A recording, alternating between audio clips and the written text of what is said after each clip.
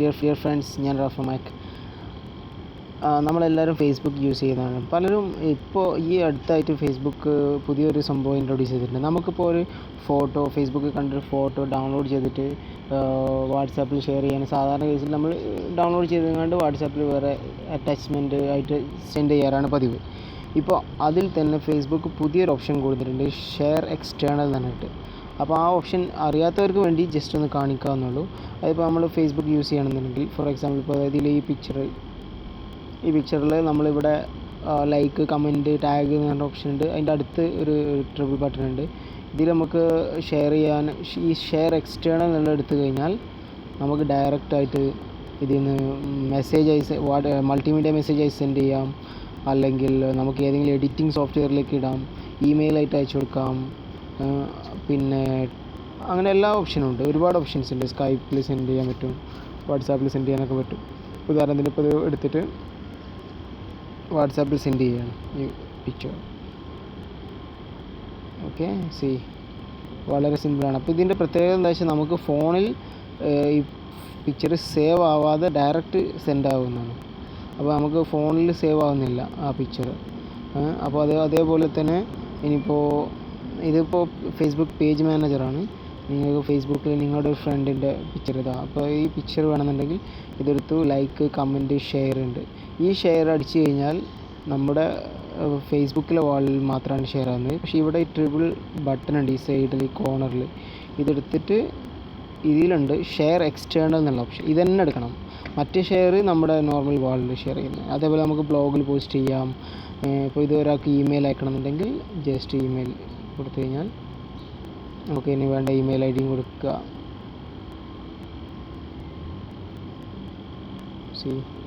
കൊടുത്തു കഴിഞ്ഞാൽ അപ്പോൾ ഈ ഫോട്ടോ ഇവിടെ അറ്റാച്ച്മെൻ്റ് ആയിട്ട് സെൻഡ് ആവും. വളരെ ഈസി ആയിട്ട് നമുക്ക് പെട്ടെന്ന് ഒരാളെ ഫോട്ടോ അല്ലെങ്കിൽ ഇത് കണ്ടു കഴിഞ്ഞാൽ നമുക്ക് വേഗം ഷെയർ ചെയ്യാനുള്ളൊരു സംഭവമാണ്. വളരെ യൂസ്ഫുള്ളാണ്. പിന്നെ അതിൻ്റെ മറ്റൊരു പ്രത്യേകത എന്ന് വെച്ചാൽ നമുക്കിപ്പോൾ ഒരു ഫേസ്ബുക്കിൽ കണ്ട ഒരു ഫോട്ടോ ഇതിപ്പോൾ ഡയറക്റ്റ് നമ്മൾ ഷെയർ ചെയ്യുമ്പോൾ അത് നമ്മൾ ഏതോ ഒരു പേജിൽ നിന്ന് ഷെയർ ചെയ്തതാണെന്നുള്ള ഒരു ഇതുണ്ടാവും. അതിന് പുറമെ നമുക്ക് നമ്മുടേതായ സ്വന്തം ഐഡൻറ്റിറ്റിയിൽ നമ്മൾ ഡയറക്റ്റ് അപ്ലോഡ് ചെയ്ത മാതിരി കാണിക്കാനുള്ളതാണെന്നുണ്ടെങ്കിൽ ഈ ഷെയർ എക്സ്റ്റേണൽ എന്നുള്ള ഓപ്ഷൻ ഉപയോഗിക്കാം. ഒന്ന് കാണിക്കാം. അപ്പോൾ ഉദാഹരണത്തിന് ഏഷ്യൻ ന്യൂസിൻ്റെ ഒരു പിക്ചറാണ് ഇപ്പോൾ ഇത്. ഈ പിക്ചർ നോർമൽ നമ്മൾ ഷെയർ ചെയ്യുമ്പോൾ ഇങ്ങനെ ഷെയർ കൊടുത്തു, പോസ്റ്റ് കൊടുത്തു. ഓക്കെ, ഇനി ഞാൻ അതേ പിക്ചർ തന്നെ ഷെയർ എക്സ്റ്റേണൽ എന്നുള്ള എടുത്തിട്ട് ഇതിൽ ഫേസ്ബുക്ക് എടുത്തിട്ട് ഇങ്ങനെ ഷെയർ ചെയ്യുന്നു. ഓക്കെ, ഇനി നമ്മൾ വന്നിട്ട് ഇതിൻ്റെ എന്താ പറയുക, എൻ്റെ ഹോം പേജിൽ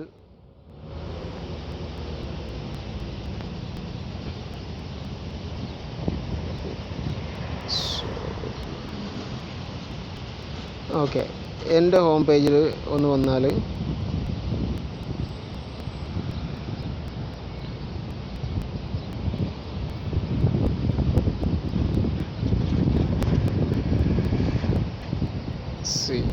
ഓക്കെ, ഇപ്പോൾ നിങ്ങൾക്ക് കാണാം ഫസ്റ്റ് നമ്മൾ പോസ്റ്റ് ചെയ്ത് കണ്ട ഇതിൽ ആ ലിങ്കൊക്കെ കറക്റ്റ് കാണിക്കുന്നത് ഏഷ്യാനെറ്റ് ന്യൂസ് എന്നാണ് എടുത്തത് എന്നൊക്കെ കാണിക്കുന്നത്. അപ്പോൾ അതിന് നമുക്കൊരു ഇതില്ല, അവരത് നമ്മൾ ഷെയർ ചെയ്ത പോലെയാണ്. ഇതാവുമ്പോൾ ഡയറക്റ്റ് നമ്മളൊരു പിക്ചർ അപ്ലോഡ് ചെയ്ത പോലെ ഡയറക്റ്റ്. ഇപ്പോൾ ഇത് മാത്രമല്ല, നമ്മളിപ്പോൾ ഇതേപോലെ നമ്മളെ ഫ്രണ്ട്സൊക്കെ ഷെയർ ചെയ്ത പിക്ചേഴ്സോ മറ്റുള്ള കാര്യങ്ങളൊക്കെ നമ്മുടെ സ്വന്തം ഐഡൻറ്റിറ്റിയിൽ പോസ്റ്റ് ചെയ്യണമെന്ന് ആഗ്രഹിക്കുന്നവർക്ക് ഈ ഷെയർ എക്സ്റ്റേണൽ യൂസ് ചെയ്യാം.